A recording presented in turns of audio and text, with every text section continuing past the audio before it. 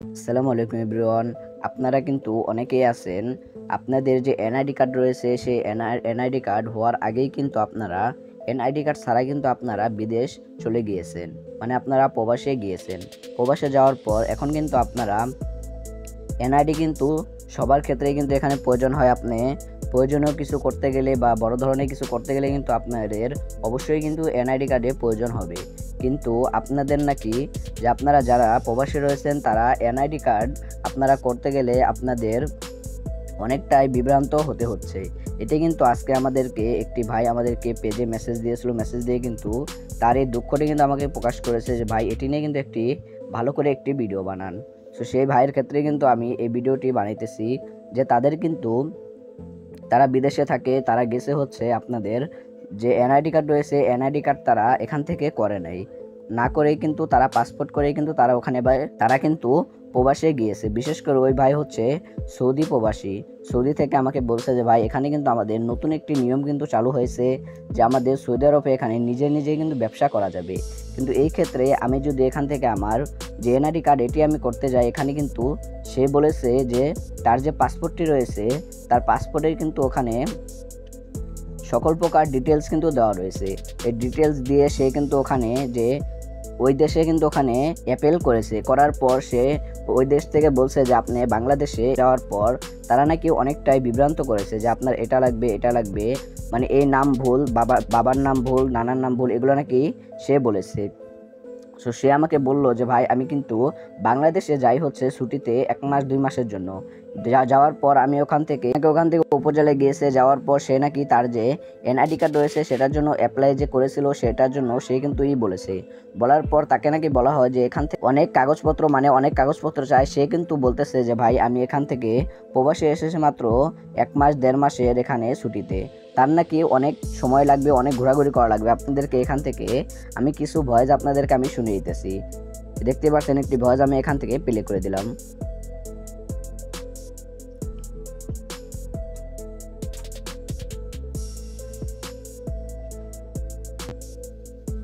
Company 2 বছরে একবার 2 মাসের ছুটি নেয়।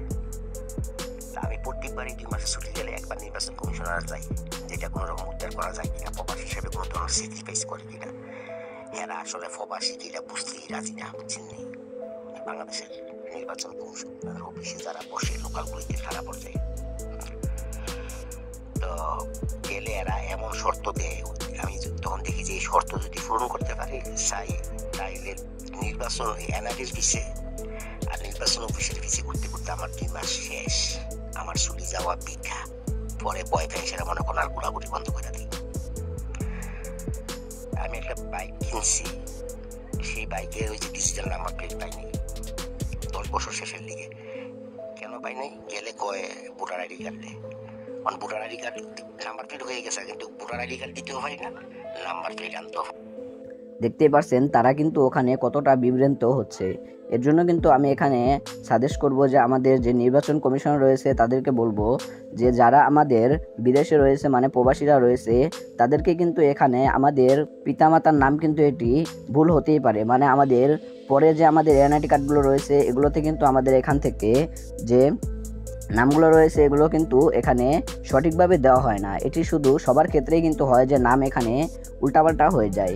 এক্ষেত্রে সে যদি ওখান থেকে তার যে পাসপোর্ট রয়েছে সেই পাসপোর্টও কিন্তু সে ওখান থেকে কোনো প্রকার কিন্তু মানে ওখান থেকে তার পাসপোর্টের যে নামগুলো রয়েছে এগুলো কিন্তু সে চেঞ্জ করতে পারতেছে না।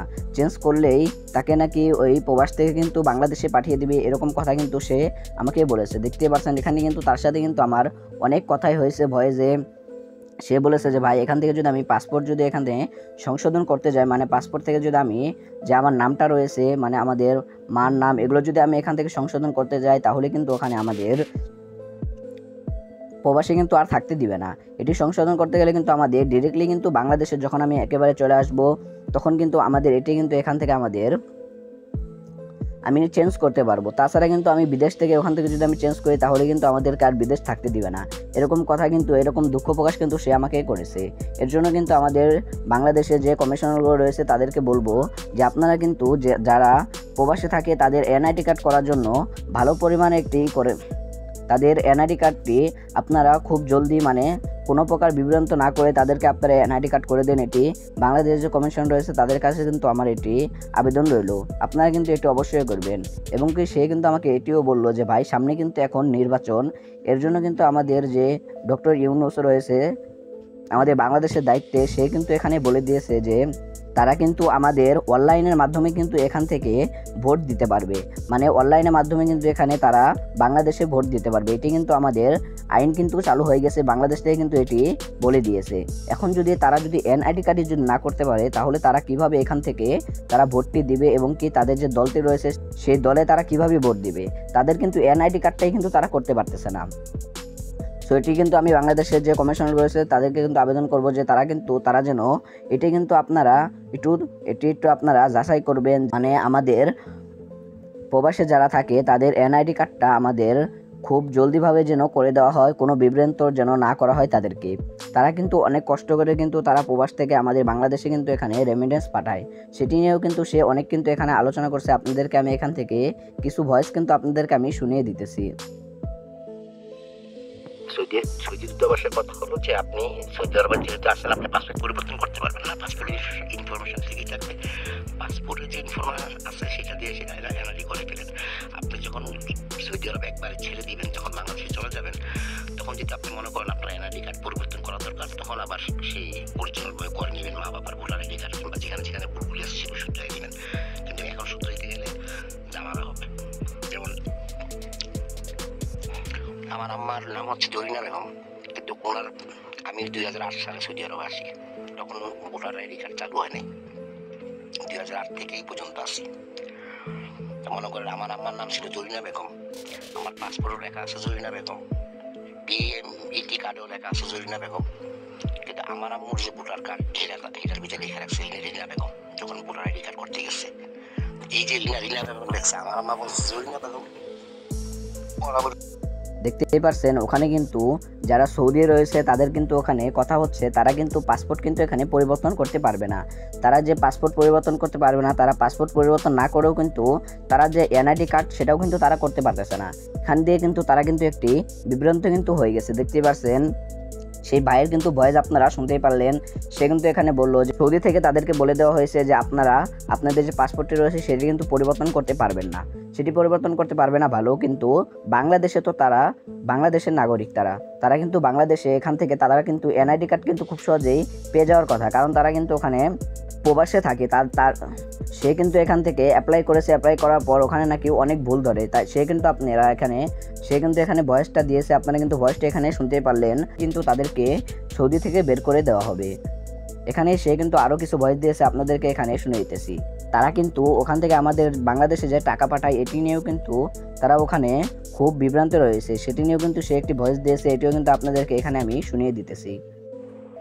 আপনি একটু কষ্ট করে হাসেন, সুন্দরভাবে ভিডিওটা করবেন যেন।